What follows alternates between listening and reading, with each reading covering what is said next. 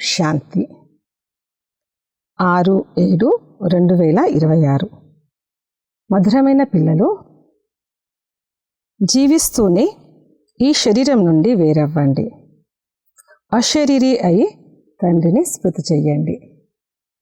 దీనినే dead silence అని అంటారు. అశరీరి అయి తండ్రిని స్మృతి చేయడమే డెడ్ సైలెన్స్. ప్రశ్న: పిల్లలైన మీరిప్పుడు మీ పునాదిని దృఢంగా చేసుకుంటున్నారు. దృఢత్వం అనేది దేని ఆధారంగా వస్తుంది? జవాబు: పవిత్రత ఆధారంగా. ఎంతెంతగా ఆత్మ పవిత్రంగా అనగా సత్యమైన బంగారంగా అవుతూ ఉంటుందో అంతగా దృఢత్వం వస్తుంది. బాబా ఇప్పుడు స్వరాజ్యం యొక్క పునాదిని ఎంత దృఢంగా వేస్తారంటే ఇక అర్ధకల్పము ఆ పునాదిని ఎవ్వరూ కదిలించలేరు. మీ రాజ్యాన్ని ఎవ్వరూ లాక్కోలేరు. పాట: ఓం నమః శివాయ. ఓం శాంతి. బాబా అంటారు, నన్ను స్మృతి చెయ్యండి అనగా అశరీరిగా అవ్వండి అనగా డెడ్ సైలెన్స్. మనుష్యులు మరణించినప్పుడు డెడ్ సైలెన్స్ ఏర్పడుతుంది. వీరి శరీరము శాంతిగా అయిపోయిందని అంటారు. శరీరము మరియు ఆత్మ వేరైపోయాయి, ఇక అంతమైనట్లే అని అంటారు.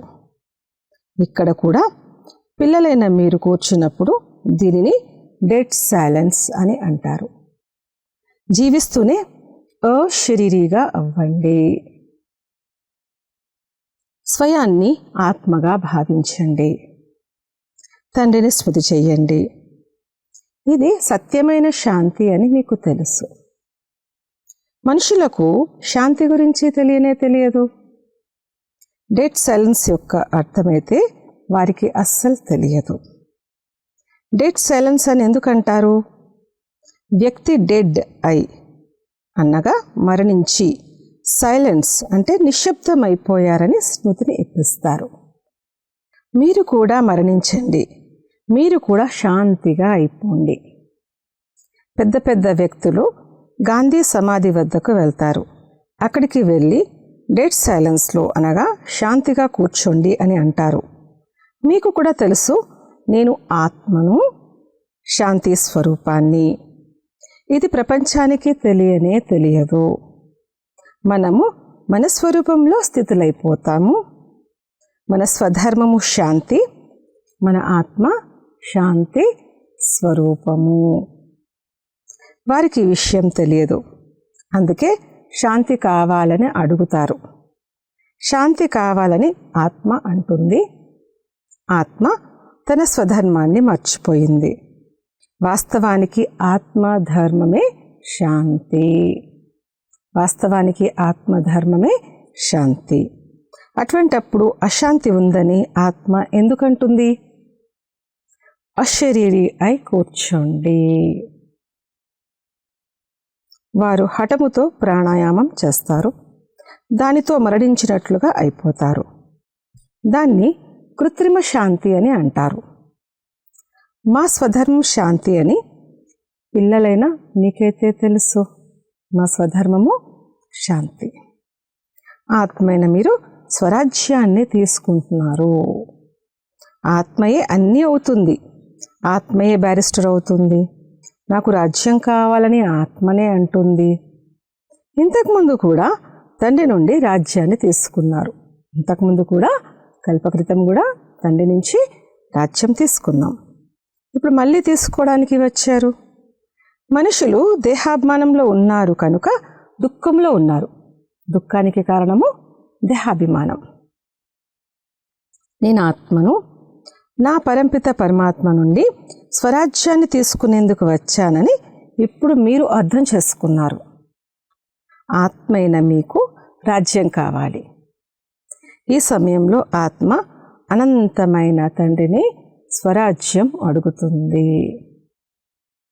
శ్రీకృష్ణుడికైతే స్వరాజ్యం ఉండేది, అది తర్వాత మాయమైపోయింది. ఇప్పుడు తండ్రి వచ్చి ఆత్మలైన మీకు రాజ్యాన్ని ఇస్తారు. దీన్ని రాజయోగం అని అంటారు. పరంపిత పరమాత్మ రాజయోగాన్ని నేర్పిస్తారు. మనుషులు దేహాభిమానులుగా ఉన్న కారణంగా నేను ఫలానా అని అంటారు. నేను అంటే దేహమని అనుకుంటారు వాళ్ళంతా. వాస్తవానికి నేను నేను అని ఆత్మ అంటుంది. నేను నేను అన్నది ఆత్మ. నేను ఈ వస్తువును తీస్తున్నాను అని ఆత్మ అంటుంది.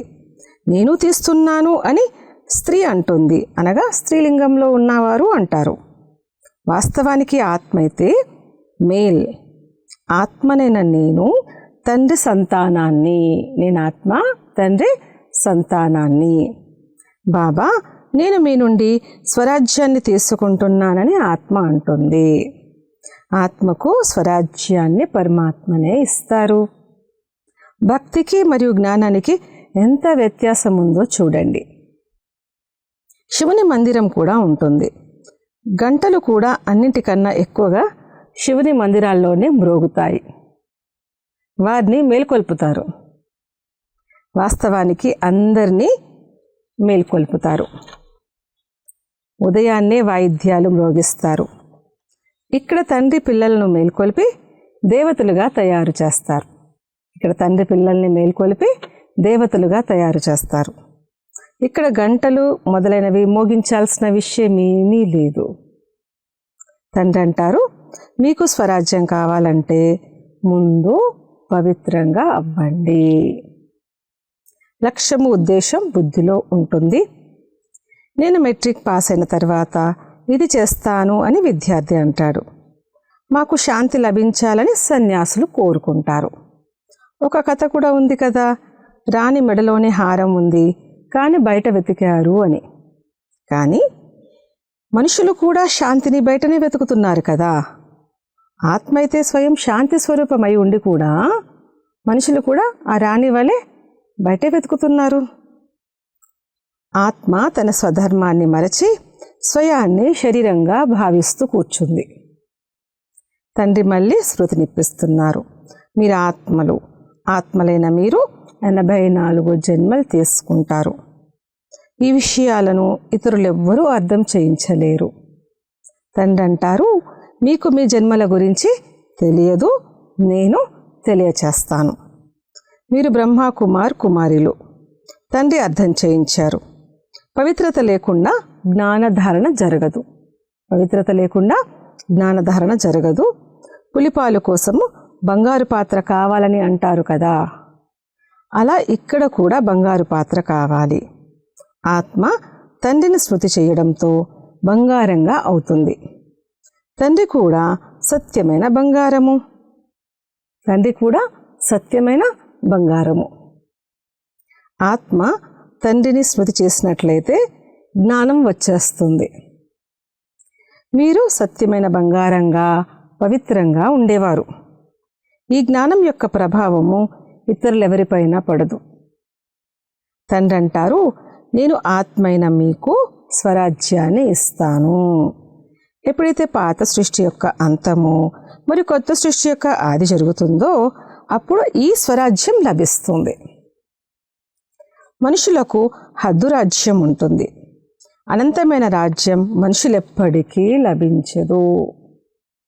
వారు విశ్వానికి యజమానులుగా అవ్వలేరు. వాళ్ళు మీరు తండ్రి ద్వారా అలా అవుతారు, విశ్వానికి యజమానులుగా. భగవంతుడైన తండ్రికి మాత్రమే మీ 84 జన్మల రహస్యాలు తెలుసు. దేవతలు తమ జన్మల గురించి తెలుసుకోలేరు. ఒకవేళ తెలుసుకున్నట్లయితే ఇక మేము మెట్లు దిగిపోతాము అని దుఃఖితులవుతారు. రాజ్యం యొక్క సుఖమే మాయమైపోతుంది. ఇక్కడ మీకు తెలుసు నేను ఆత్మను అని మీకు తెలుసు. ఇందులో సంశయం యొక్క విషయమేమీ లేదు. ఒకరి నుండి ఒకరు వింటూ ఉంటారు, వృద్ధి జరుగుతూ ఉంటుంది. ఈ దైవీ ధర్మం యొక్క వృక్షము స్థాపన అవుతోంది. ఎవరైనా వస్తే మా బ్రాహ్మణ కులవారు వచ్చారని, వీరి భక్తి పూర్తయిందని, మళ్ళీ తండ్రి నుండి వారసత్వాన్ని తీసుకునేందుకు వచ్చారని మీరు అర్థం చేసుకోగలరు. జ్ఞానం పూర్తయిన తర్వాత మళ్ళీ భక్తి ప్రారంభమవుతుంది. ఈ విషయం ఎవరికీ తెలియదు. ఇల్లు కూడా కొత్తదిగా ఉంటుంది, తర్వాత పాతదిగా అవుతుంది కదా. పునాది కచ్చాగా ఉన్న ఇంటికి తప్పకుండా ఆయుష్ కూడా తక్కువ ఉంటుంది. ఈ రోజుల్లో ఇళ్లను చాలా పక్కాగా నిర్మిస్తున్నారు. భూకంపాలు మొదలైనవి వచ్చినా కూడా ఇల్లు కూలిపోకుండా, నష్టం కలగకుండా చాలా దృఢంగా నిర్మాణిస్తున్నారు. పునాదిని చాలా పక్కా వేస్తున్నారు. ఇప్పుడు స్వరాజ్యానికి పునాది పడుతుంది. ఆత్మకు 21 జన్మల కోసం రాజ్యం లభిస్తుంది. ఇక్కడి రాజ్యాలైతే అసలేమీ లేవు. ఈరోజు రాజ్యం ఉంటుంది, రేపు ఎవరైనా దాడి చేస్తే సమాప్తము. దేనికి పునాది అన్నదే లేదు. మనుషులకి కూడా పునాది లేదు. ఈరోజు ఉంటారు, రేపు మరణిస్తారు. ఇప్పుడు మీ పునాదిని బాబా పక్కా వేస్తున్నారు. దీనితో 21 జన్మలు మీరు రాజ్య భాగ్యాన్ని పొందుతారు. బాబా వేసే పునాదితో పక్కా 21 జన్మల రాజ్య భాగ్యం. మీ రాజ్యానికి పక్కా పునాది పడుతుంది. మిమ్మల్ని ఏ ధరణి యొక్క తుఫాన్లు కదిలించలేవు. గీతలో కూడా చెప్తారు, బాబా మాకు స్వరాజ్యాన్ని ఇస్తారు, దానిని ఎవ్వరూ తీసుకోలేరు, కింద పడవేయలేరు. బాబా ఎటువంటి రాజ్యాధికారాన్ని ఇస్తారంటే అక్కడ కొద్దిగా కూడా దుఃఖం అనే మాటే ఉండదు. దుఃఖం అనే మాటే లేని స్వరాజ్యాన్ని ఇస్తున్నారు తండ్రి. ఆత్మకు ఎంత సంతోషం ఉండాలి. నిశ్చయమైతే ఉంది కదా. నిశ్చయం లేకపోతే స్వర్గంలోకి వెళ్ళేందుకు యోగ్యులుగా కాలేరు. ఎంతమంది బ్రహ్మ కుమార కుమారులు వృద్ధి చెందుతూ ఉంటారు. జ్ఞానసాగరుడు, పతిత పావనుడు మమ్మల్ని చదివించి రాజయోగాన్ని మాకు నేర్పిస్తున్నారని మీకు తెలుసు. వారేమో శ్రీకృష్ణుడు నేర్పించారని అంటారు. శివబాబా మనుష్య తనువులోకి వచ్చి నేర్పించారని వారెలా అర్థం చేసుకుంటారు? భారతే పవిత్రంగా ఉండేది, ఇప్పుడు అపవిత్రంగా, పతితంగా ఉంది. దేవతల ముందుకు వెళ్ళి వారి మహిమను పాడుతారు. మీరు సర్వగుణ సంపన్నులు, 16 కళల సంపూర్ణులు అని శివుని ముందుకు వెళ్ళి ఎప్పుడూ ఇలా పాడరు. శివుని మహిమ వేరు. వారి జ్ఞానసాగరుడు, పతితపావనుడు సర్వులకి సద్గతినిచ్చేవారు. సర్వుల జోలిని నింపేవారు. సర్వుల జోలెను, ఒడిని నింపేవారు. భోలానాథుడు ఒడి నింపుతారు కాబట్టి భోలానాథుడు. ఇటువంటి తండ్రిని అందరూ మర్చిపోయారు. మీరు వచ్చి దుఃఖాన్ని హరించండి, సుఖాన్ని ఇవ్వండి అని పరంపిత పరమాత్మను పిలుస్తారు. దుఃఖహర్త, సుఖకర్త అయితే ఒక్కరే. వారి మతమే శ్రేష్టమైంది. ఇది శ్రీ అయిన భగవంతుని మతము. దీనితో పిల్లలైన మీరు కూడా శ్రేష్టంగా అవుతారు. ఇది భ్రష్టాచారి ప్రపంచమని గవర్నమెంట్ కూడా అంటుంది. ఇప్పుడు శ్రేష్టంగా ఎవరు తయారు చేస్తారు అనేది ఏమీ తెలియదు. సాధువులు తయారు చేస్తారని భావిస్తారు, కానీ వారు శ్రేష్టంగా తయారు చేయలేరు. ఇదైతే తండ్రి పని మాత్రమే. పూర్వము ఒక్క రాజు ఆజ్ఞలపై నడుచుకునేవారు. సత్యుగంలో మీకు మంత్రులు మొదలైన వారెవ్వరూ ఉండరు. చక్రవర్తిలో కూడా శక్తి ఉంటుంది, మంత్రి పేరే ఉండదు. మేము విశ్వానికి యజమానులుగా అయ్యి రాజ్యం చేస్తామని మీరు అర్థం చేసుకున్నారు. ఇంతకుముందు ఎలాగైతే రాజ్యం చేశారో అలాగే వెళ్ళి చెయ్యాలి. తప్పకుండా సత్యయుగంలో లక్ష్మీనారాయణ రాజ్యం ఉండేది కదా. ప్రతి ఒక్కరికి తమ తమ రాజధాని లభిస్తుంది. శ్రీకృష్ణుడికి తన రాజధాని ఉంటుంది. వేరే రాజులు కూడా ఉంటారు కదా. తక్కువలో తక్కువ 8 మంది అయితే ఉంటారు కదా. తర్వాత 8 మంది ఉంటారా లేక 108 మంది ఉంటారా అనేది మున్ముందు తెలుస్తుంది. ఏ జ్ఞానమైతే తర్వాత ఇచ్చేది ఉంటుందో దాన్ని ఇప్పుడే ఇవ్వరు కదా. ఎవరైతే జీవించి ఉంటారో వారికి తండ్రి జ్ఞానాన్ని ఇస్తూ ఉంటారు. తండ్రి దగ్గరే జీవించి ఉండేవారికి తండ్రి చివరి వరకు జ్ఞానాన్ని ఇస్తూనే ఉంటారు. ఇవ్వాల్సిందే. ఇది డ్రామాలో నిశ్చితమై ఉంది. పరమాత్ముని పాత్ర ఇప్పుడే ఉంది. ఈ జ్ఞానాన్ని ఇచ్చే పాత్ర ఇప్పుడే నిశ్చితమై ఉంది. తండ్రి అంటారు, మున్ముందు మీరు చాలా అర్థం చేసుకుంటారు. రోజు రోజుకు అర్థం చేయిస్తూ ఉంటారు. అక్కడ మనము రాజ్యం ఎలా చేస్తాము, స్వయంవరం ఎలా జరుగుతుంది అనేది కూడా తెలుసుకోవాలి. మీరు ధ్యానంలోకి వెళ్ళినప్పుడు వైకుంఠంలోకి వెళ్ళి అక్కడ బంగారు మహల్లు ఎలా ఉంటాయి అనేది చూస్తారు కూడా. అక్కడ బంగారమే బంగారం ఉంటుంది. స్వయాన్ని పారస్పురిలో చూసుకుంటారు. బంగారు ఇటుకలతో ఇల్లు తయారవ్వడాన్ని చూస్తారు. కొన్ని ఇటుకలను తీసుకెళ్దామని అనుకుంటారు. తర్వాత ధ్యానం నుండి తిరిగి వచ్చినప్పుడు స్వయాన్ని ఇక్కడ ఉన్నట్లుగా చూసుకుంటారు. మీరా కూడా ధ్యానంలో స్వయాన్ని శ్రీకృష్ణునితో రాస్ చేస్తున్నట్లుగా చూసేవారు. మీరు సూక్ష్మతంలోకి వెళ్తారు. అక్కడ ఎముకలు మాంసము ఉండవు. ఫరిష్తాలుగా అవుతారు. సూక్ష్మవతనంలో ఫరిష్తాలుగా అవుతారు. ప్రకాశమయమైన శరీరం. బ్రహ్మ యొక్క సూక్ష్మ శరీరం కూడా కనిపిస్తుంది. వీరే ఫరిష్తాగా అయిపోతారు. మీరు పుష్పాల తోటలు మొదలైనవి చూస్తారు. తండ్రి వీటిని సాక్షాత్కారం చేయిస్తారు. బాబా మాకు శూభిరసాన్ని తాగించారని మీరంటారు. కానీ సూక్ష్మవతనంలోనైతే తాగించలేరు. పుష్పాలు ఫలాలు వైకుంఠంలో చాలా ఫస్ట్ క్లాస్గా ఉంటాయి. సూక్ష్మవతనంలోనైతే తోటలు మొదలైనవి ఉండవు. తోటల్లోకి వెళ్ళాను, అక్కడ రాకుమారుడు ఉన్నారని మీరు చెప్తారు. అది వైకుంఠమైనట్లు కదా. వైకుంఠం యొక్క వైభవాలు ఇక్కడ లభించవు. అక్కడైతే ఫస్ట్ క్లాస్ వైభవాలు ఉంటాయి. తండ్రి అంటారు, నేను మిమ్మల్ని వైకుంఠానికి యజమానులుగా చేస్తాను. ఇక్కడైతే దుఃఖమే దుఃఖం ఉంది. ఓ భగవంతుడా, దుఃఖం నుండి విడిపించండి అని అడగని మనుషులు ఇక్కడ ఎవ్వరూ లేరు. దుఃఖంలోనే తలుచుకుంటారు. శ్రీకృష్ణుని పూజారులు కృష్ణ అని అనమంటారు. హనుమంతుని పూజారులు హనుమంతునికి జై అని అనమంటారు. ఇక్కడ తండ్రి అంటారు, నిరంతరం తండ్రినైనా నన్నే స్తుతి చెయ్యండి.